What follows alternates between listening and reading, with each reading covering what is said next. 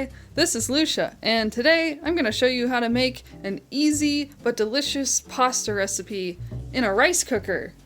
So this recipe is awesome for people like me on the autism spectrum who struggle with executive dysfunction, as well as my disabilities and having low spoons. This is just super easy to do.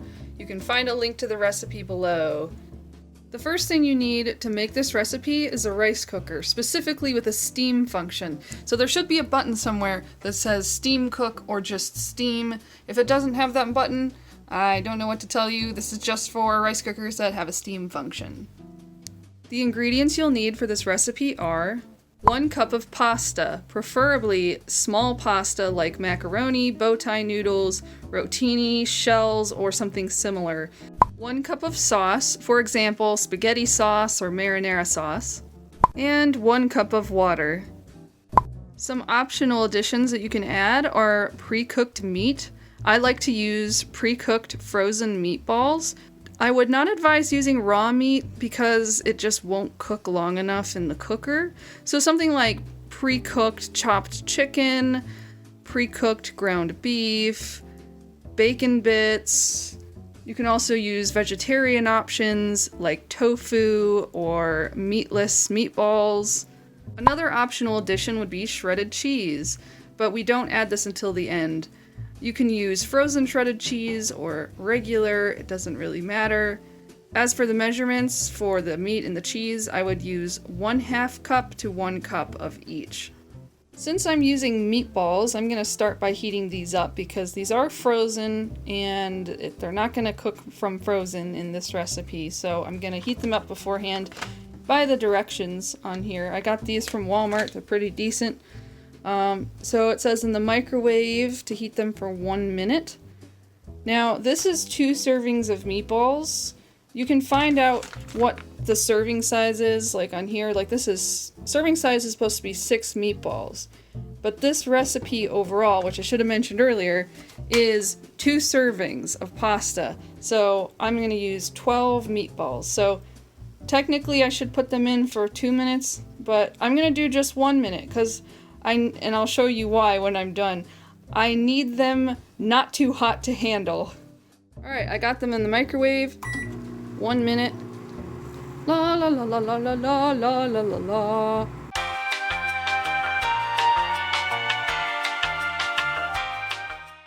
Alright, so the meatballs are done. There are some cold spots, but they're not frozen anymore. That's what I want because they don't cook from frozen. Let's look at the recipe, so if you decide to use this, you'll know how to do this. So, number 1 is to put the pasta, sauce, water, and the optional meat additions in the rice cooker.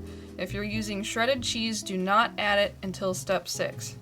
So I'm gonna open my rice cooker. Here's the pasta.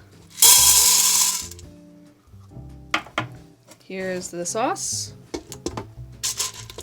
Blah, blah, blah, blah, blah, blah, blah, blah, blah. Might need a spatula to get the rest of that out. And here is the water. I would try to make sure that you don't get any stuff on the side, so let me... There we go. I got some of the sauce off, so... There's the water. And now we're gonna do the meat.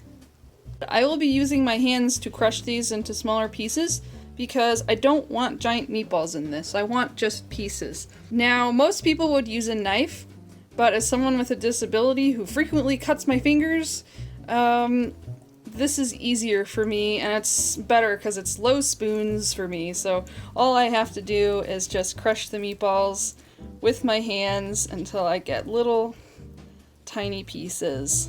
And once I'm done with that, I will add it. Oh, if you decide to do this, wash your hands. I washed my hands beforehand, so I'm not nasty. Now that we have this plate of gourmet, Walmart, hand-crushed, pre-cooked meat, let's go ahead and put that into the rice cooker. There we go. Step 2 says stir until combined. So we're gonna stir this. This helps it all cook evenly. That's a lot of meat.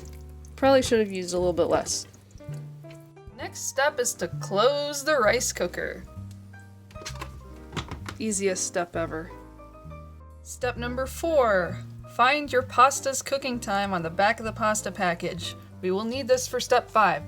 So what I'm using is gluten-free brown rice pasta.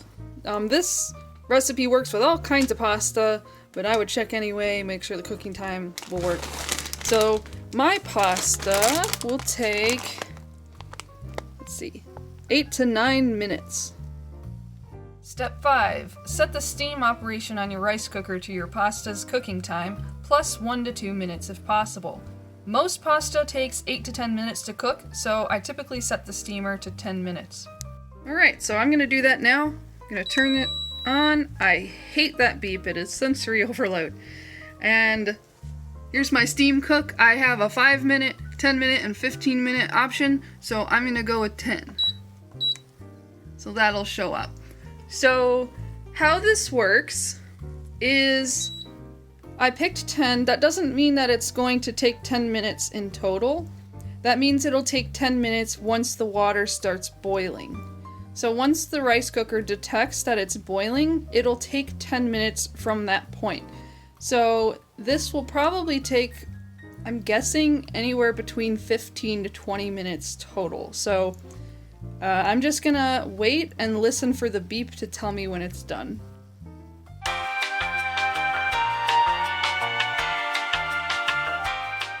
Alright, the rice cooker beeped, so next step, number 6. Once it's done steaming, open up the rice cooker, add the shredded cheese, and stir until combined. The heat from the pasta will help melt the cheese. I actually turned my rice cooker off because I don't want the pasta to overcook. So let's take a look, see how it turned out. Whoa, you can see the pasta under there. Nice. So I'm gonna go ahead and add my cheese. I'm gonna just kind of eyeball it. Let me start with like half of it, because I don't want to add too much cheese. I think I already added a lot of meat, so that's probably good enough. So let's mix that around. Mix it around, mix it around.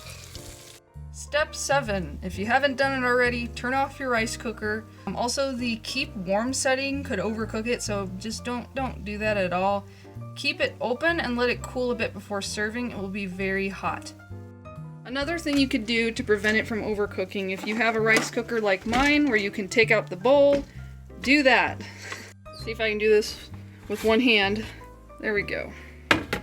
That'll help it cool better, because this tends to stay a little bit hot even after I've turned it off. So I'm gonna let that cool a bit and give it a try.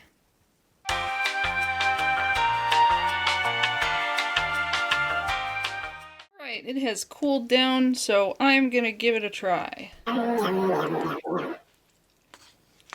That is perfect. The pasta is good. It's very gooey and cheesy and meaty and just delicious. Yes, highly recommended. If you would like a link to this recipe, it's in the description below. Feel free to download it and print it out for yourself. And if you like this video and you want to see more like it, like life hacks for autistic people and disabled folks in general, things just to make life easier, please like and subscribe and comment below with what videos you want to see from me. What kind of stuff do you want advice on? What do you think could be easier in your life? Let me know and I'll see what I can do. Thanks, bye-bye. Hey, I see you're still here. Well, I might as well tell you that I recently opened up a merch shop, finally! And I have some useful items like this autistic driver bumper sticker that basically tells the drivers around you, please be patient, especially if you're someone like me who has trouble with driving. I've also got some neurodiversity merch, things like t-shirts, hoodies, face masks, pins, mugs, and stickers. Check it out, the link is in the description.